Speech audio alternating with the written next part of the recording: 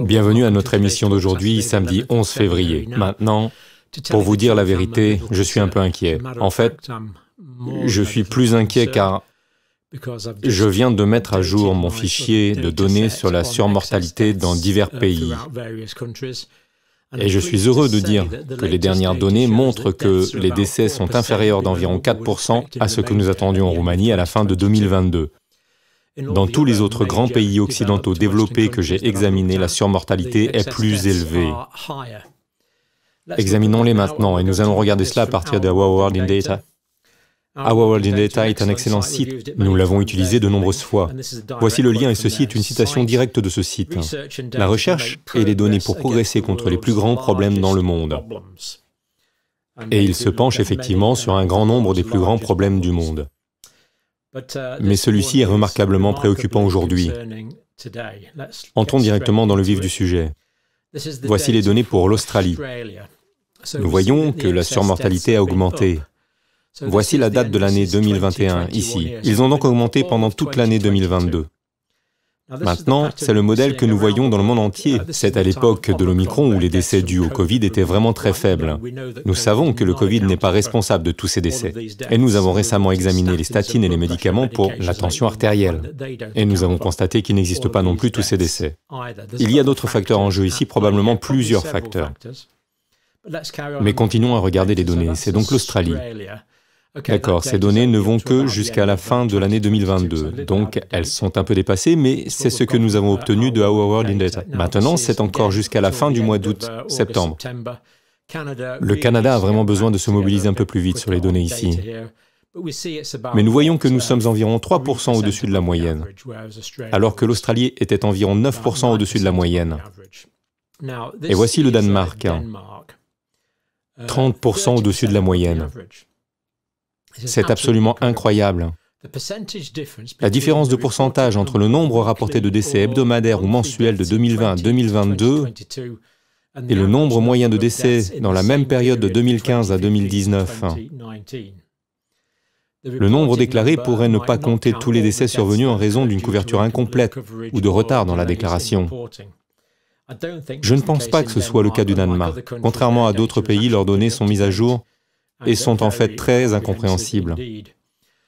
Donc voilà, 30% de surmortalité, décès, toutes causes confondues par rapport à la moyenne des années précédentes.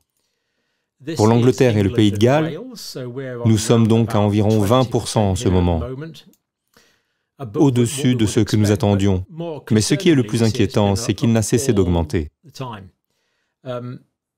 Les données officielles montrent actuellement une augmentation d'environ 9% du nombre de décès au Royaume-Uni en 2022, soit bien plus de 60 000 décès. Imaginez que 60 000 personnes aient été tuées dans une attaque terroriste ou un tremblement de terre, ce serait une nouvelle assez importante. Mais parce que 60 000 personnes sont mortes chez elles pour la plupart, les gens n'en parlent pas. Mais nous en parlons et nous voulons des réponses. Donc voilà pour l'Angleterre et le Pays de Galles. Voici la Finlande. En Finlande, la surmortalité est d'environ 9% en ce moment. Mais encore une fois, nous voyons ce modèle tout au long de 2022. C'est plus élevé que ce à quoi nous nous attendions et de loin. Voici la France. Actuellement, la France se situe au-dessus. Bien sûr, nous savons que ces pics sont dus au coronavirus. Ils ne sont pas surprenants, mais nous voyons que la France est actuellement environ 25% au-dessus de ce que nous attendions en termes de surmortalité. L'Allemagne est environ 44% au-dessus. C'est donc un pic massif en Allemagne. 44% au-dessus de ce à quoi on pourrait s'attendre. C'est un sujet de préoccupation majeur. Pourquoi n'en parle-t-on pas partout? Esther McVey est la seule personne à en avoir parlé au Parlement britannique récemment. Elle a été en gros, je pense que nous devrions dire qu'elle s'est faite jeter par le ministre, ce qui est regrettable. Alors voilà, une surmortalité massive en Allemagne. Voici la Hongrie. En Hongrie, il y a probablement une surmortalité d'environ 16%. La surmortalité dans un certain nombre de pays d'Europe de l'Est est un peu plus faible que dans les pays d'Europe de l'Ouest. Nous allons examiner les moyens d'étudier ce phénomène dans une minute. Irlande, environ 19% de surmortalité en ce moment. Et encore une fois, nous constatons que la charge est élevée tout au long de l'année 2022. Bien sûr, il n'y a pas de surprise concernant les pics de la pandémie. Mais il est surprenant qu'il soit encore tellement si élevé en Irlande. Les Pays-Bas, une surmortalité aux Pays-Bas avec 36%, 37%. Donc, une fois de plus, une autre augmentation importante a eu lieu pendant toute l'année. Pas tout à fait toute l'année 2022. C'était plus bas pendant un petit moment, mais pour la plus grande partie, c'était plus élevé aux Pays-Bas. Voici la Norvège actuellement. Les décès norvégiens sont environ 20 ou 30% plus élevés que ceux que nous attendions. En janvier 2023. Les données de la Nouvelle-Zélande sont un peu plus récentes. Nous avons reçu des données de la Nouvelle-Zélande, ce qui est appréciable. La surmortalité y est d'environ 16 à 17% plus élevée en Nouvelle-Zélande. Voici la Pologne, où la surmortalité est environ 22% plus élevée que ce à quoi nous nous attendions. Voici le Portugal. Le Portugal n'est pas si mal, environ 4% de plus que ce à quoi nous nous attendions. La Roumanie est la seule qui est en retard, mais bien sûr ces données sont aussi un soulagement. Ce n'est pas que pour la fin de 2022. Et je ne suis pas trop convaincu de la véracité des données roumaines, pour vous dire la vérité. Écosse, nous sommes à environ 16% au-dessus de la moyenne. Voici la Corée du Sud, un pic massif en 2022. C'est donc un pic massif en Corée du Sud. Bien que la Corée du Sud ait été massivement vaccinée, elle a beaucoup souffert d'Omicron. Donc un grand nombre de décès sont dus à Omicron, mais aussi à d'autres causes. Bien sûr, mais le fait est que ces décès sont plus nombreux que ceux à quoi on pourrait s'attendre. Donc la majorité de surmortalité en Corée du Sud peut être attribuée au Covid, plus que dans les autres pays. Mais c'est un peu une exception, mais il y a d'autres causes là aussi, bien sûr. La Slovaquie, encore un pays d'Europe de l'Est relativement faible, environ 2% de surmortalité. La Suède, environ 9% de surmortalité. La Suisse, environ 15% de surmortalité. Taïwan, environ 25% de surmortalité. Ça continue encore et encore, vous voyez, c'est tout simplement incroyable. Pourquoi le fait que les gens meurent n'est pas la principale information internationale? Les États-Unis sont à nouveau élevés.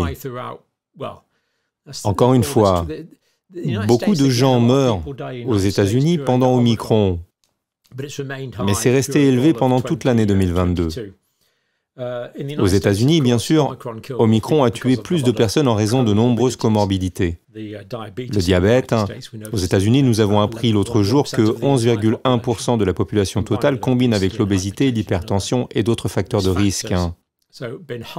Donc ça a été élevé tout au long de l'année 2022 et reste encore élevé aux États-Unis. Et je vais juste vous montrer une autre image ici. Nous l'avons ici. C'est un obstacle. Il n'y a pas d'obstacle à la transparence. Maintenant, cette barrière ici est une vraie barrière, donc nous savons qu'au moins une barrière existe. Et elle a été construite dans les années 40 pour défendre un port militaire en Écosse. On l'appelle la barrière de Churchill. Maintenant, au début des années 1940, au Royaume-Uni, les barrières étaient nécessaires. Et la transparence n'était pas toujours possible car nous étions alors en situation de guerre. Maintenant, nous n'avons pas besoin de construire des barrières parce que nous ne sommes pas en guerre. Espérons donc qu'il n'y a pas de barrière à la transparence. Je vous laisse décider de cela vous-même. J'ai donc noté tous ces chiffres ici. Je vais les mettre dans la description pour que vous puissiez les consulter par vous-même et les vérifier sur Our World in Data. Il y a une surmortalité dans tous ces pays. Je veux dire, l'Allemagne affiche 43% de décès en plus. Nous avons vraiment besoin d'une explication pour la Roumanie, le seul pays où le nombre de décès est plus bas. Les décès sont inférieurs à ce que l'on pourrait attendre.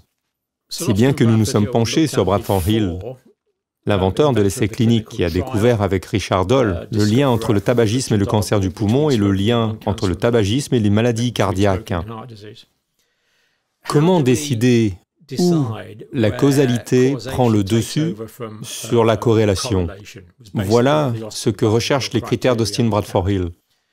Et l'un d'entre eux est la cohérence, la reproductibilité, les résultats cohérents observés par différentes personnes dans différents endroits. Différentes personnes, différents endroits. Ce que nous venons d'ailleurs d'observer dans tous ces pays différents, où exactement le même phénomène se produit. Indique-t-il des points communs dans la cause ou les causes, ou le recoupement de la causalité dans ces régions? C'est ce que j'aurais pensé, non? Je l'aurais vraiment pensé. Avec des exemples différents, cela renforce la probabilité d'un effet. La temporalité. L'effet doit se produire après la cause, souvent dans un délai. Ainsi, si vous inhalez par exemple de l'amiante, vous pouvez développer un mésothéliome 20, 30, 40 ans plus tard. Il y a parfois un décalage, mais la cause doit précéder l'effet. C'est tout l'intérêt de la temporalité. Une plausibilité, un mécanisme plausible entre la cause et l'effet est utile. Donc les critères provisoires d'Austin, je les ai examinés. Les grands épidémiologistes gouvernementaux du monde entier pourraient sûrement les utiliser pour essayer de trouver des possibilités. Donc la surmortalité au Royaume-Uni, 60 000 personnes. Il est temps de commencer à réagir car je pense que c'est un chiffre considérable. L'Office national des statistiques, un sujet complètement différent maintenant. L'Office national de statistique au Royaume-Uni, regardez le lien par vous-même. Comme nous l'avons dit, c'est un sujet complètement différent. Maintenant, il regarde les décès par statut vaccinal, ou plutôt, il le faisait. Le dernier jeu de données a été téléchargé le 31 mai 2022. Ces données sont à jour au 31 mai 2022. Il y a déjà 8 mois. 8 mois. Maintenant, avant cela, regardons juste quand ils ont téléchargé. Donc, ils ont téléchargé en juillet 2021, puis ils ont attendu quelques mois, août, septembre, octobre, ce qui fait un écart de 2 mois, c'est un écart d'1 mois ici. Octobre, novembre, décembre, il y a donc un écart de 2 mois lorsqu'ils ont téléchargé décembre et janvier, il y a donc un écart d'1 mois. Puis janvier, février, mars, il y a donc un écart de 3 mois. Puis ils ont téléchargé mars, avril, mai, ce qui fait un écart de 2 mois. Et maintenant, nous avons un écart de 8 mois. Donc, ayant téléchargé religieusement 2 mois, 1 mois, 2 mois, 3 mois, 1 mois, 3 mois, 2 mois, cela fait maintenant 8 mois qu'ils ont téléchargé leurs données, car il serait vraiment bon qu'ils les téléchargent et nous fassent savoir à quel point ces vaccins ont été efficaces. Pourquoi diable ont-ils vraiment fait cela? Pourquoi ne publient-ils pas ces données pour nous montrer combien de vies ont été sauvées par la vaccination Covid? Comme toujours, merci d'avoir regardé.